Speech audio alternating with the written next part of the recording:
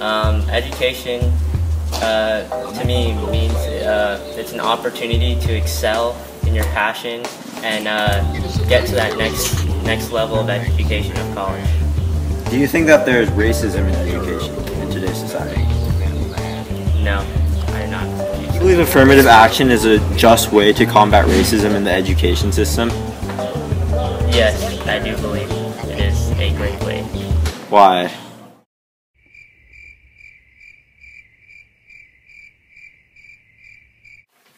Considering the fact that only 1/4 of the students we interviewed even knew what affirmative action was, it is safe to say that many people in today's society are unaware of the current means we take to combat issues of racial inequality and the pros and cons of these actions. And more importantly, that racism is even a problem in today's society. And therefore, due to this surprising low number of students who are aware of the issue, my group, Billy and Sarah, Michael Simeon, and Blake Lamone, have chosen racial inequality in the education system as our project. Where is there racism in the Bible, Billy? Glad you asked, Nathan. In the Bible, we see various instances where God calls us to live in equality with each other. For example, in Philippians chapter 2, we see who, although he existed in the form of God, did not regard equality with God a thing to be grasped. Also in Proverbs chapter 22, we see the rich and the poor have a common bond. The Lord is their creator. Finally, in Acts chapter 17, we see, and he made from every man, every nation of mankind to live on all the face of the earth, having determined their appointed times and boundaries of their habitation. But what does this show, Billy? This shows that God meant for us to live in harmony with each other and look at each other as equals, and things like racism hinder this. What is racism in education, Michael? Racism in education is giving advantages to certain people of color. Over time, African Americans especially have gotten oppressed by not having the same resources and materials as whites. What's the history of racism? That's a good question. We know that there's racism in education throughout the nation because of organizations such as the Student Nonviolent Coordinating Committee, also known as the SNCC, also better known as SNCC. And that was an organization started from a meeting by Ella Baker at Shaw University in April of 1960. They were students fighting for their civil liberties and rights due to oppression at the time.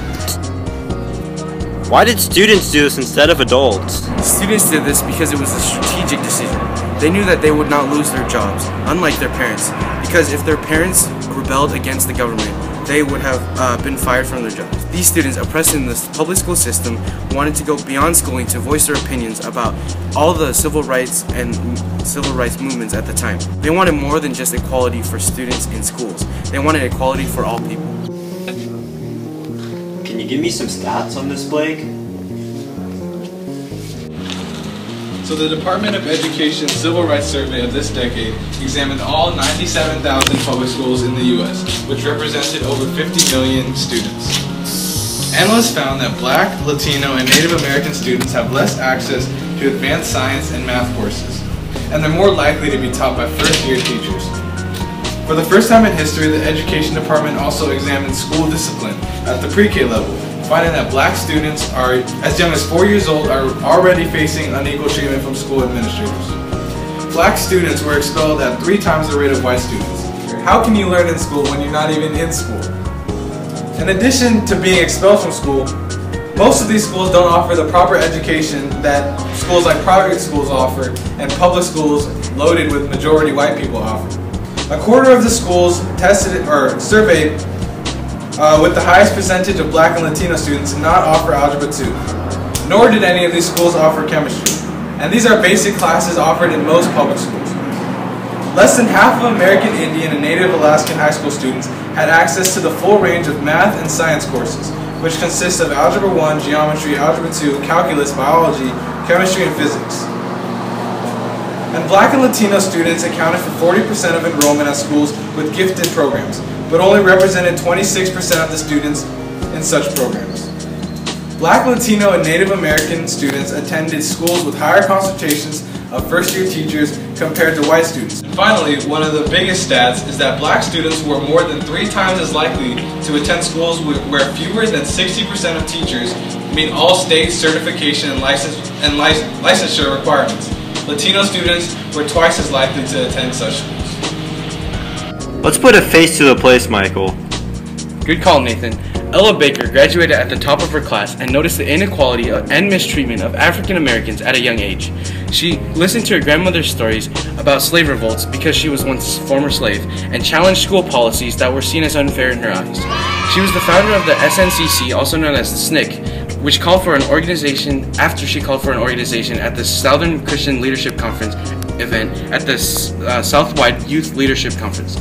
She was viewed as the godmother of the SNCC, but was not limited to these two things. She also got involved with many other civil rights legislation and reforms, and she also got involved with the Southern Conference Education Fund and more. Happening about this issue today, and who's doing something about it? So when we researched about what's being done today, we were dumbfounded to find that dozens of reports have been published about racial inequality in America's schools, but nothing has been done to fix this issue. Such discrimination lowers academic performance for minority students and puts them at a greater risk of dropping out of school. Since the 1964 Civil Rights Act that guaranteed equal access to education, no measures or laws have been passed to fix this problem. But in 2014, U.S. Secretary of Education Arne Duncan said in a statement that this data collection shines a clear, unbiased light on places that are delivering on the promise of an equal education for every child and places where the largest gaps remain. In all, it is clear that the United States has a great distance to go to meet our goal of providing opportunities for every student to succeed. And we are in hopes that Arne Duncan works to fix this problem. In conclusion, what you have hopefully gathered from this presentation is that as a well-educated Bellarmine student, you have the power to change this. Despite the fact that many of you may have come from socially, economically poor backgrounds or may be on financial aid, with the Bellarmine education and instilled with Ignatian values, you have the power to change this. For example, instead of going back to your middle school where they already have it well off, maybe consider going to Sacred Heart Nativity, where their motto is breaking the cycle of poverty. In addition, many of their students are Mexican Americans trying to break this cycle. So instead of going back to your school festival and helping in the frog toss, consider going to Sacred Heart Nativity and help enrich in the education of students who didn't have the chance to the education that you do. Thank you.